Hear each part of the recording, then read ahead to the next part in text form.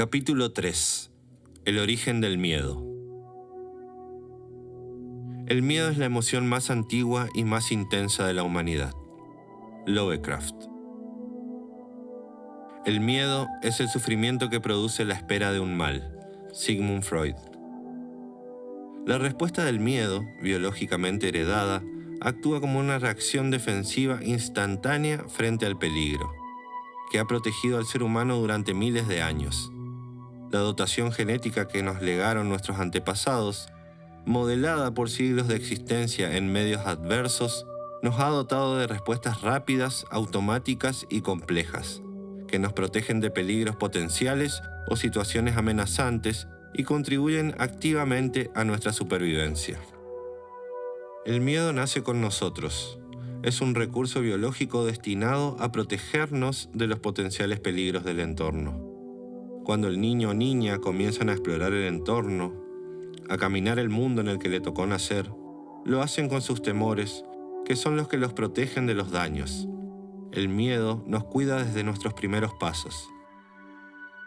Dentro de la enorme cantidad de miedos que presentan los niños y niñas durante su crecimiento, existen algunos que cumplen un papel adaptativo. Por ende, son necesarios para nuestra evolución. Existen miedos adaptativos.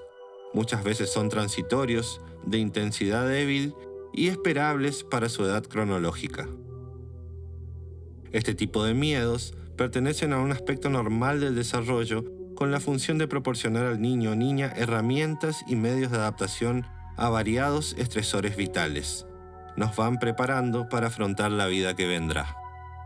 Entre los miedos más frecuentes encontramos el temor a la pérdida del contacto físico con la madre y a los ruidos intensos desde el nacimiento a los 6 meses, el temor a las personas extrañas desde los 7 a los 12 meses, el temor a los ruidos intensos, a los animales y a la oscuridad desde el año hasta los 5 años, a los monstruos y a los fantasmas desde los 3 a los 5 años, el temor a los daños físicos, a ser castigados, al fracaso escolar desde los 6 a los 12, y el temor a las pruebas o exámenes, a sentirse socialmente avergonzado o excluido de los 12 a los 18 años. Como vemos, existen miedos que son comunes en determinados estadios del desarrollo evolutivo, que pueden ser sobrellevados, aunque generen malestar y una mínima, muchas veces ninguna, alteración en la vida de la persona. Estos miedos no se consideran patológicos, fobias, a menos que originen una disfunción o incapacidad funcional significativa. La fobia es un trastorno caracterizado por un miedo intenso, persistente, excesivo e irracional hacia objetos o situaciones concretas, junto a una pronunciada tendencia a evitarlos. Existen varios tipos de fobias y sus síntomas característicos son la ansiedad fóbica y la evitación fóbica. El estudio de las fobias específicas y la ansiedad en los niños comienza a tomar relevancia en la historia a partir del siglo XX, de la mano del psicoanálisis y el conductismo, dos escuelas teóricas de la psicología. Dentro de su teoría del miedo, Freud estableció una marcada diferencia entre un miedo real, en correspondencia con la dimensión de la amenaza, y un miedo neurótico o disfuncional cuando el ataque de miedo no tiene relación alguna con el peligro. Comenzó a dar cuenta de la gran frecuencia con la que los miedos y la angustia aparecen en la infancia, donde los primeros en manifestarse son los relativos a la soledad, a la oscuridad o al silencio. Pero los niños sin dudas manifiestan una angustia particular a toda clase de objetos. Los miedos que aparecen en nuestra infancia son seguramente aquellos que nos acompañarán toda la vida. A pesar de la cantidad de estudios que existen, como suele pasar con los niños y niñas con este tipo de trastornos, se ha subestimado el malestar y las consecuencias negativas ocasionadas por las fobias y la ansiedad en la infancia. Estos trastornos, así como los trastornos de ansiedad o del estado del ánimo, se caracterizan por un funcionamiento distorsionado de la información.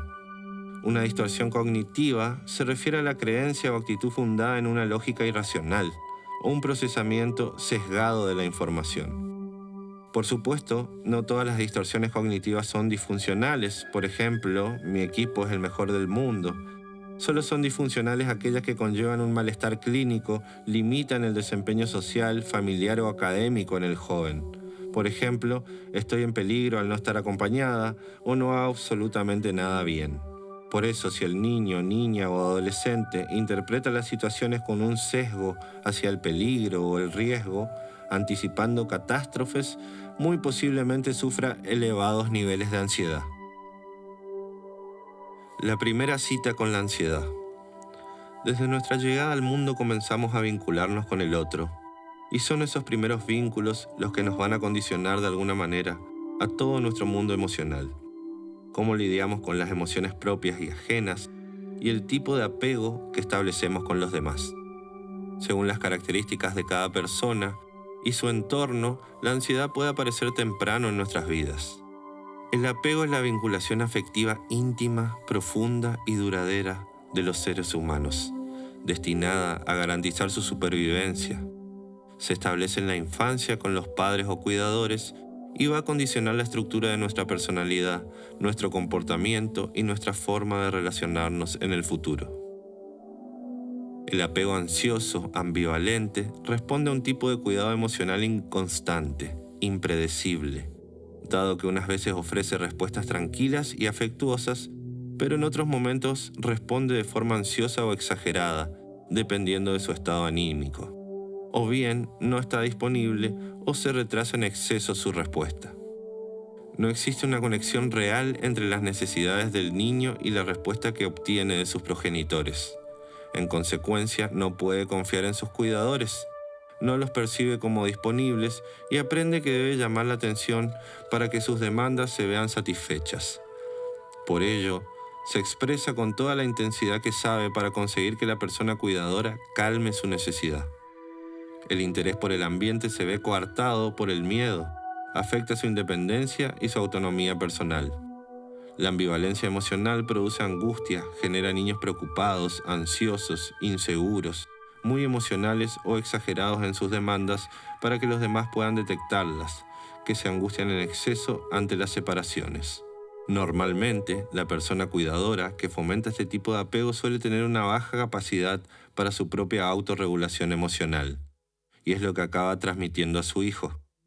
Con frecuencia, este tipo de apego en los padres y madres está relacionado también con la sobreprotección e hipervigilancia que ejercen sobre sus hijos.